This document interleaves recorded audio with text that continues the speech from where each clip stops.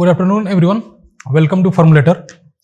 आज हम लोग डिस्कस करने जा रहे हैं बेटा फर्स्ट सेमेस्टर का बेसिक इलेक्ट्रिकल इंजीनियरिंग का प्रीवियस ईयर पेपर, जो कि लेटेस्ट है 2021 का। ये सेमेस्टर 1 और सेमेस्टर 2 में जो बेसिक इलेक्ट्रिकल इंजीनियरिंग हम लोग पढ़ते हैं उसका प्रीवियस ईयर पेपर हम लोग डिस्कस करने जा रहे हैं, है ना। ये पेपर जो है इसमें 9 क्वेश्चंस होते हैं। इस 9 क्वेश्चंस में से आपको 5 क्वेश्चंस का आंसर देना होता है। Out of 9 you have to write 5 questions. And इसमें पहला जो क्वेश्चन है, फर्स्ट क्वेश्चन, जो कि ऑब्जेक्टिव नेचर का है, वो ना कंपलसरी होता है सबके लिए। जो पहला क्वेश्चन है जो कंपलसरी है उसमें 10 क्वेश्चंस होते हैं, MCQs, multiple choice questions. Out of 10 आपको 7 के आंसर देने होते हैं, तो ये 14 मार्क्स का होता है। तो जो आपके 5 क्वेश्चन है सारे 14 मार्क्स ईच हैं। सब जो सब सेक्शन है वो सब डिवाइड किए गए हैं, उनके आपके पास जो मार्क्स हैं वो दिए होते हैं राइट साइड में, है ना। तो हम लोग स्टार्ट कर रहे हैं क्वेश्चन नंबर 1 से। Question number 1 means objective question है। ये 10 क्वेश्चंस है। इन 10 क्वेश्चंस में आपको आउट ऑफ 10 आपको 7 के आंसर देना है। सब एमसीक्यूज हैं। हम लोग जो भी यहां डिस्कस करेंगे सारे न्यूमेरिकल्स डिस्कस करेंगे, एमसीक्यूज डिस्कस करने वाले हैं। Let us start with the question number 1। तो पहला क्वेश्चन ले रहा है, that is the question number 1। Question number 1 का क्वेश्चन नंबर ए हम डिस्कस कर रहे हैं। तो जो भी हम क्वेश्चन डिस्कस करेंगे, क्वेश्चन यहां डिस्प्ले होगा, तो एक बार आप क्वेश्चन रीड आउट करेंगे, अपने से सॉल्व करने की कोशिश करेंगे, देन सीधे सॉल्यूशन, है ना। एक बार हम क्वेश्चन रीड आउट कर रहे हैं, क्वेश्चन भी डिस्प्ले ही रहा। In an AC series RLC circuit, in an AC series RLC circuit, the voltage across R and L is 20 volt and the voltage across L and C is 9 volt and the voltage across RLC is 15 volt. What is the voltage across C? Option number 1 21 volt, option 2 16 volt, option 3 12 volt and option 4 7 volt. Question ये कर रहा है कि आपके पास एक series RLC circuit है। उस series RLC circuit में जो आरएल है उसके अक्रॉस का वोल्टेज दिया है 20 वोल्ट और एलसी के अक्रॉस का वोल्टेज दिया है 9 वोल्ट।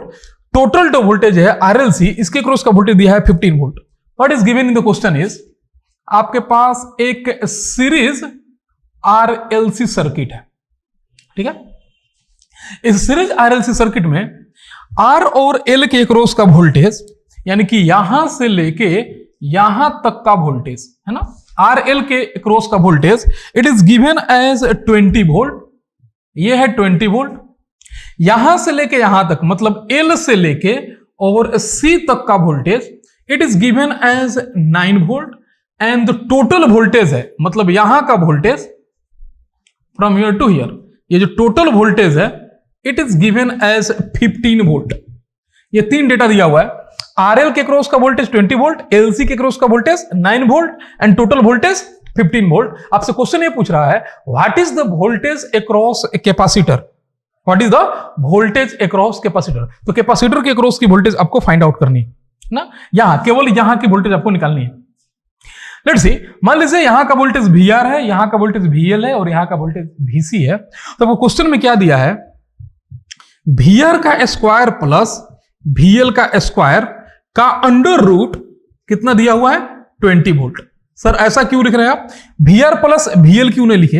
अगर वोल्टेज अक्रॉस रेजिस्टेंस VR है और वोल्टेज अक्रॉस इंडक्टर VL है, तो एक्चुअल तो दिया हुआ है सर वोल्टेज रेजिस्टेंस का और इंडक्टर का, इसका सम 20, तो आप ये वाला क्यों लिखे, ये रूट क्यों लिखे। क्योंकि बेटा जो इंडक्टर का वोल्टेज है वो करंट को लीड करता है, सॉरी करंट को लीड करता है, डेफिनेटली करंट लैग करता है। एंड रजिस्टर का जो है वो सेम फेज में होता है। मीनिंग ये कि अगर आप फेजर बनाओ तो ये VR है और यही करंट है I, लेकिन जो VL होगा वो इससे ऊपर होगा क्योंकि करंट जो है लैगिंग नेचर का होता है। तो अगर यहां पे होगा तो ये आपका वोल्टेज ना दोनों का सम हुआ, ये VR है ये VL है, तो क्या लगाओगे तुम, पाइथागोरस लगाओगे। ये क्या हो जाएगा, ये जो टोटल वोल्टेज मिलेगा ये क्या हो जाएगा, VR square plus VL square का अंडर रूट। इसलिए यहां पे ना ये पाइथागोरस लगाना होता है अकॉर्डिंग टू फेजर। नाउ तो आपके पास ये वैल्यूज दिया हुआ है 20 वोल्ट। सिमिलरली जो आपका कैपेसिटर का वोल्टेज होगा वो कहां होगा, वो होगा नीचे, इसको बोलते हैं वो VC। अगर फेजर बनाओगे तो VL ऊपर होता है, VC नीचे होता है, क्योंकि ये आपका वोल्टेज जो है कैपेसिटर का लैग करता है, करंट लीड करता है। इंडक्टर का वोल्टेज लीड करता है, करंट लैग करता है। ठीक है, यहां पे वोल्टेज लैग करता है, करंट लीड करता है। It's all about the concept of phasor. अब उसको यहां पे थोड़ा सा लेके आओ, तो अगर VL माइनस VC करोगे, देखो ना दोनों सेम फेज में, मतलब आउट ऑफ फेज है, तो VL माइनस VC की वैल्यू कितनी दी हुई है, 9 वोल्ट, यानी कि इसका वोल्टेज माइनस इसका वोल्टेज कितना दिया है, 9 volt. VL minus VC equal to 9 volt, ये आपका दिया हुआ है। एंड ये पहला इक्वेशन है, ये दूसरा इक्वेशन है। नेक्स्ट आपका क्या दिया हुआ है क्वेश्चन में, टोटल जो वोल्टेज है, टोटल वोल्टेज मतलब अब VL माइनस VC कहां हो गया, ये वोल्टेज हो गया, VL माइनस VC है ना, ये वोल्टेज हो गया, ये टोटल वोल्टेज हुआ एक्चुअली, अगर तीनों वोल्टेज लोगे तो ये टोटल वोल्टेज है ना। It is given as 15 volt, और तुमको दिख भी रहा होगा ये जो वोल्टेज है ये कंपैरेटिवली कम है इससे, अगर ये 20 वोल्ट है तो ये 15 वोल्ट है। एनीवे, तो आपको क्वेश्चन में लास्ट डेटा दिया हुआ, वो ये दिया हुआ है कि VR का square plus VL minus VC का square, this whole is equal to, है ना। अब यहां पे ये वाला, ये कितना वोल्ट दिया है, 15 वोल्ट, ये दिया हुआ है 20 वोल्ट, ये दिया है 15 वोल्ट, यहां से यहां दिया है 9 वोल्ट, ये क्वेश्चन के डेटा है। तो ये आपका 3 डेटा दिया हुआ है ना। यहां से आपको क्या निकालना है, वोल्टेज अक्रॉस कैपेसिटर, मतलब VC की वैल्यू निकालनी है, दैट्स इट। आपको सॉल्व करना है, यहां से निकल जाएगा। फर्स्ट इसको आप सॉल्व करेंगे, यू विल गेट एस, अगर यहां से आप सॉल्व करेंगे इक्वेशन नंबर 1, यू कैन, यहां पे हम यहां पे लिख रहे हैं नीचे, equation number 1 can be written as VR का स्क्वायर प्लस VL का square is equal to 400। Let's become equation number 3, here to become equation number 4। ठीक है, नाउ इसको आपको VL माइनस VC पता है, इट इज VC एक्चुअली, तो VL minus VC पता है 9 वोल्ट, तो VL माइनस VC का स्क्वायर कितना हो गया, 21। इसको थोड़ा सॉल्व करिए, दिस इंप्लाइज VR का square plus VL minus VC that is 9, 9 का स्क्वायर मतलब 81 ना, VL माइनस VC मतलब 9, इसका स्क्वायर मतलब 81 इज इक्वल टू 15 का स्क्वायर मतलब 225, 15 का स्क्वायर मतलब 225, इसको माइनस करोगे ये आएगा 144, और VR का जो वैल्यू आएगा इट बिकम 12 वोल्ट। कैसे निकाले, इसको माइनस कर दो, ये 144 हो जाएगा, रूट करोगे यू विल गेट 12 वोल्ट, यानी कि VR की वैल्यू कितनी आई, 12 वोल्ट। तो VR हमें निकल गया, अगर हमें यहां से VR निकल गया, हमें यहां पे इक्वेशन पता है VR square plus VL square बराबर 400, तो we can get the VL also. तो क्या हो जाएगा आपका VR का स्क्वायर मतलब 12 का स्क्वायर।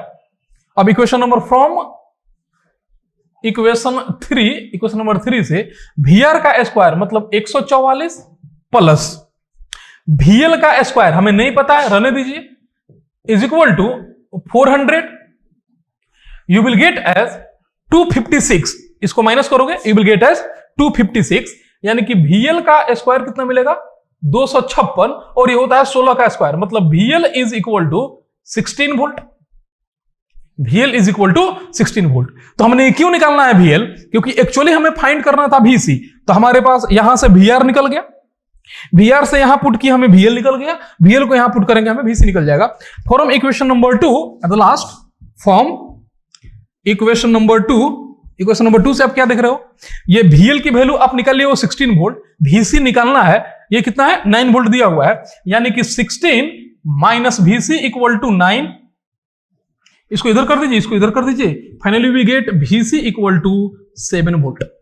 तो the correct answer of this question is VC equal to 7 volt, the option number 4 ना। इस क्वेश्चन का जो आंसर है it is the question number 4, it is a good question actually, 2 marks का क्वेश्चन था। Let us see the next question, it is the question number B, question number 1 का question number B। Okay, I am reading the question 1, एक बार हम question पढ़ रहे हैं, question यहां पे डिस्प्ले होगा, देखेंगे। The salient type alternator is use in which type of the following power stations. Option A steam power plants, option 2 nuclear power plants, option 3 hydro power plants, and option 4 diesel power plants. Question ये कर रहा है कि salient pole alternator, actually 2 type का alternator होते हैं, salient पोल और cylindrical alternator.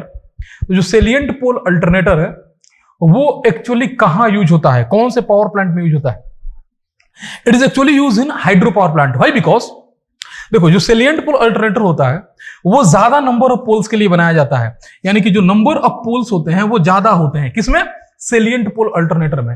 अब नंबर ऑफ पोल्स ज्यादा होने का मतलब ये है कि जो सिंक्रोनस स्पीड है वो कम होगा।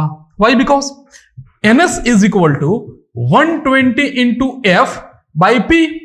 तो अगर P ज्यादा होगा तो सिंक्रोनस स्पीड कम होगा, यानी कि स्पीड कम होगा। तो वो अल्टरनेटर जो सेलिएंट पोल टाइप का है उसमें नंबर ऑफ पोल्स ज्यादा होने के चलते उसका स्पीड कम होता है। If the speed is less than it is preferably use in the hydro power plant, क्योंकि वहां पे जो स्पीड है वो कम होता है, hence it is preferably use in the hydro power plants. The correct option will be option number 3। Next question, question number C. I'm reading the question once.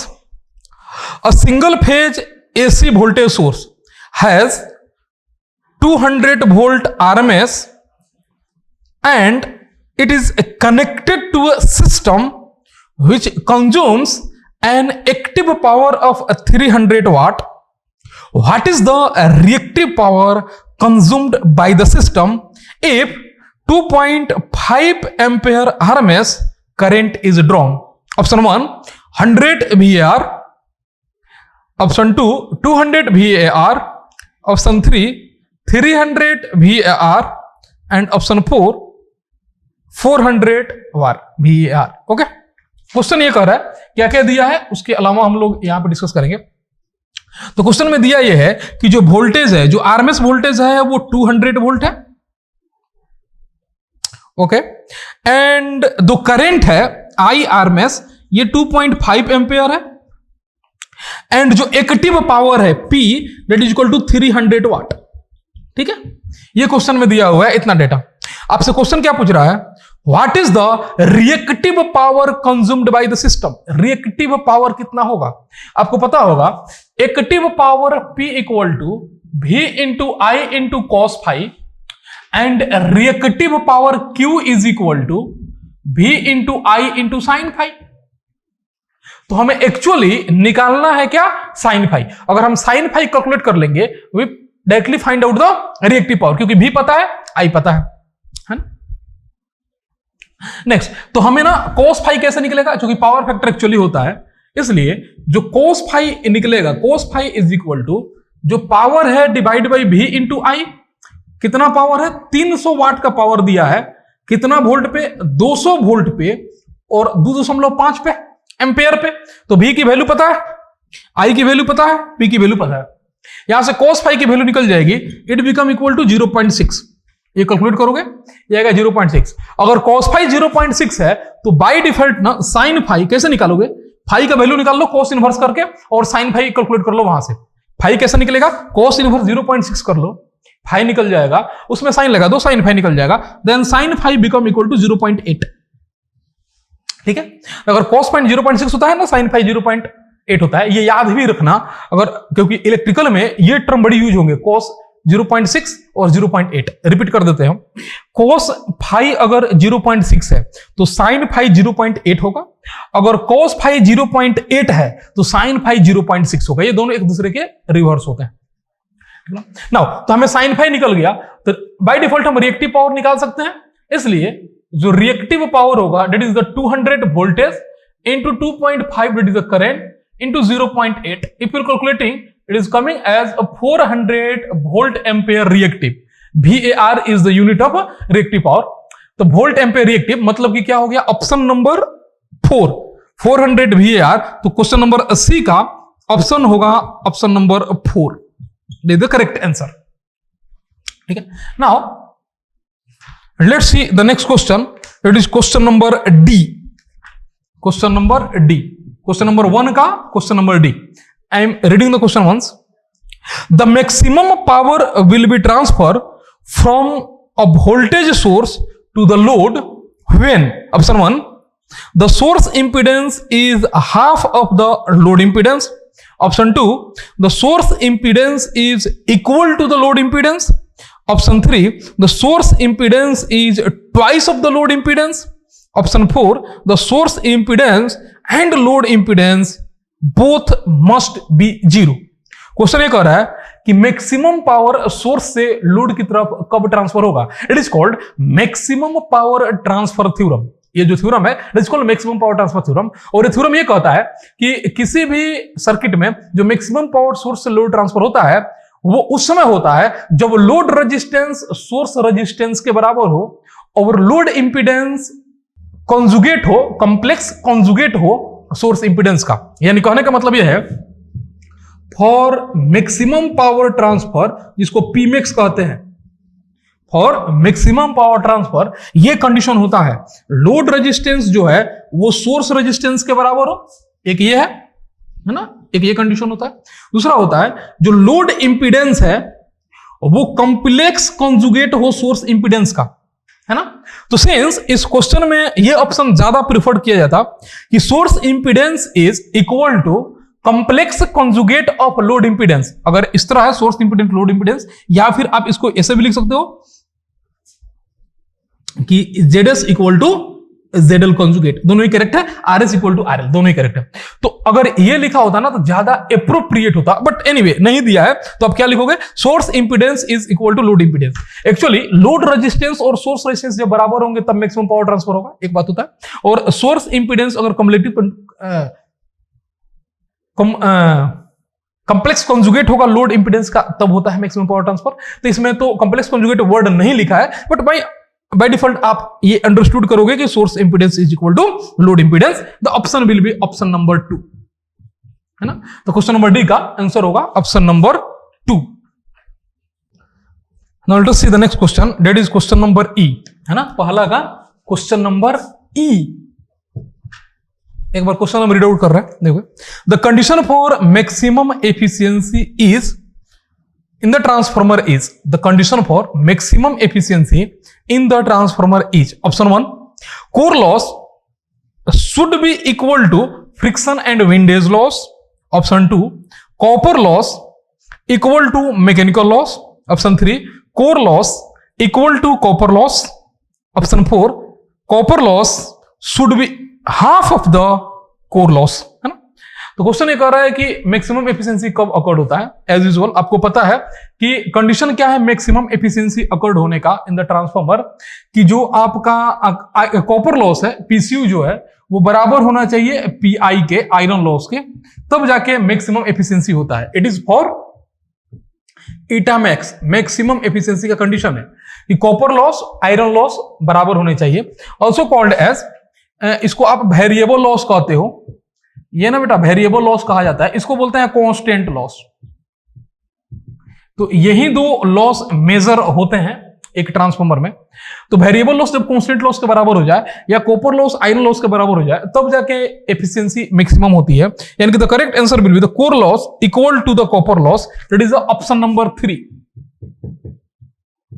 Option number 3। Let's see the next question, question number F, है ना। Question number 1 का question number F, the unit of magnetic flux density is, option 1 weber, option 2 weber per metre square, option 3 ampere per metre square, option 4 ampere turn, मतलब 80।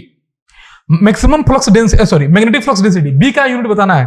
तो maximum flux density B बराबर होता है flux by area, flux per unit area. Flux का unit क्या होता है weber, area का unit metre square. The correct answer will be weber per metre square. The correct option will be option number 2, option number 2 will be the correct answer of this question. Next question, question number G, question number 1 का question number G. I am reading the question once. The supply frequency of transformer is increase, the supply frequency of a transformer is increased, the rating of transformer would have been, option 1 decreases, option 2 not change, option 3 increases, option 4 equal to maximum kVA rating। Question ये कह रहा है कि एक transformer की frequency को increase किया गया है तो उसकी रेटिंग पे क्या चेंजेस आएंगे, है ना। तो एक्चुअली ट्रांसफार्मर की जो वोल्टेज होता है ना, जो इंड्यूस ईएमएफ आप कहते हो V is equal to E induce EMF voltage rating, ये होता है 4.44 into F into five into number of turns. ये फॉर्मूला होता है उसका, यानी कि जो वोल्टेज है और जो इंड्यूस ईएमएफ है ये प्रोपोर्शनल होता है फ्रीक्वेंसी के। तो अगर फ्रीक्वेंसी बढ़ाओगे तो वोल्टेज बढ़ेगा, अगर वोल्टेज बढ़ेगा तो बाय डिफॉल्ट इसका रेटिंग जो है, केवीए रेटिंग जो है वो इंक्रीज करेगा। इट इज नॉट मैक्सिमम, वो मैक्सिमम नहीं होगा, but it will be increases, वो इंक्रीज करेगा। The correct answer will B increases, मतलब कि अगर ये बढ़ाओगे तो केवीए रेटिंग का मतलब क्या होता है, voltage into current into 10 to the power -3। तो अगर ये बढ़ेगा तो by default kVA rating increase करेगा, यानी कि the correct option will be option number 2, यानी कि ऑप्शन नंबर जी का option number 2 is the correct answer. Let's see the next question, that is question number H. Question number 1 का question number H. I am reading the question once. A series circuit contains a resistance of 4 ohm. A series circuit contains a resistance of 4 ohm, a inductance of 0.5 Henry, and a variable capacitance across a 10 volt 50 hertz supply. What would be the voltage across an inductor? Option 1, that is 4568 volt, option 2 3925 volt, option 3 1215 volt 50 volt, and option 4 580 volt। Question ये कर रहा है कि आपके पास एक series resistance है, एक series RLC circuit है। I am drawing here. आपके पास एक सीरीज आरएलसी सर्किट है, ये सी वेरिएबल है, ये 100 वोल्टेज के अक्रॉस लगा हुआ है, इसकी वोल्टेज है 100 हर्ट्ज पे सप्लाई है ना, ये क्वेश्चन में दिया हुआ है। ये दिया है कि ये 4 ओम का है, ये दिया है कि ये 0.5 हेनरी का है, ये वेरिएबल है जो कैपेसिटर है। ठीक, कह रहा है कि इसमें जो आपका इंडक्टेंस के अक्रॉस का वोल्टेज होगा वो कितना होगा। इस क्वेश्चन में देयर इज सम मिसप्रिंट, ये मिसप्रिंट है कि क्वेश्चन में आगे ये लिखना है what would be the voltage across inductor at resonance, क्योंकि अगर इस क्वेश्चन में ये बात नहीं जिक्र किया जाएगा इस क्वेश्चन सॉल्व नहीं होगा, है ना। तो आपको ये क्वेश्चन में एक मिसप्रिंटिंग है और क्वेश्चन में क्या होना चाहिए, एट रेजोनेंस वर्ड ऐड होना है। तो जैसे ही आप रेजोनेंस पे जाएंगे तो सिंस एट रेजोनेंस जैसे रेजोनेंस वर्ड यूज करोगे, एट रेजोनेंस जो आपका एक्सएल है और जो एक्सी है वो दोनों बराबर हो जाएंगे और सर्किट बिकम प्योर रेजिस्टिव, यानी कि ये जो इंपीडेंस है, इनके जो रिएक्टिव इंपीडेंस है वो एक दूसरे को नेग्लेक्ट कर देंगे। एक्सएल पॉजिटिव होता है, एक्सी नेगेटिव होता है, तो एक दूसरे को नेगेटिव कर देंगे और आपको केवल आर बन जाएगा सर्किट में। उस केस में एट रेजिस्टेंस जब ये बात हो जाएगा तो आई का जो वैल्यू होगा, ये प्योरली रेजिस्टिव के लिए हो जाएगा और it become V by R actually, जो भी आपने सप्लाई दिया है, यानी कि V कितना है 100 वोल्ट बाई 4, यानी कि ये डायरेक्ट 25 एम्पेयर आ जाएगा आपका करंट। ठीक है, तो करंट हमें कितना मिल गया 25 एम्पेयर। नाउ आपको वोल्टेज अक्रॉस क्या निकालना है, inductor, right. To find the voltage across inductor, इसलिए जो VL होगा यानी कि voltage across inductor that become equal to 2 pi f into L into I। Actually since जो VL है वो कितना होगा XL इंटू I, है ना। XL मतलब reactance into current, XL into I, तो XL का value 2 pi f into L into I, तो 2 पाई f कितना दिया है 50 हर्ट्ज, L का वैल्यू 0.05 है, 0.5 इंटू करंट आपने निकाला है 25 एम्पेयर, तो 25 इसको यहां पुट करेंगे आपको VL की वैल्यू मिल जाएगी। I have already calculated, it is coming as 3926 volt and the approximately it is 3925 volt, यानी कि जो करेक्ट आंसर होगा वो 3925 वोल्ट होगा, ऑप्शन 2। द एच क्वेश्चन का जो आंसर है that is the option number 2, it is the correct answer of this question. तो ये हमारा आंसर है इस क्वेश्चन का, that is 3925। It is a good question actually, but इसमें ना क्या छोड़ के रखा है, ये ना रेजोनेंस वर्ड यूज नहीं किया है ना, तो बाय डिफॉल्ट ये मिसप्रिंट है। उन्हें ये वर्ड यूज करना है at resonance. Now, let us see the next question. That is question number I. Question number 1 का question number I. I am reading the question once. In an induction motor, if the air gap increases, option 1, its speed will reduce. Option 2, its efficiency will improve. Option 3, its power factor will reduce. Option 4, its maximum torque will reduce.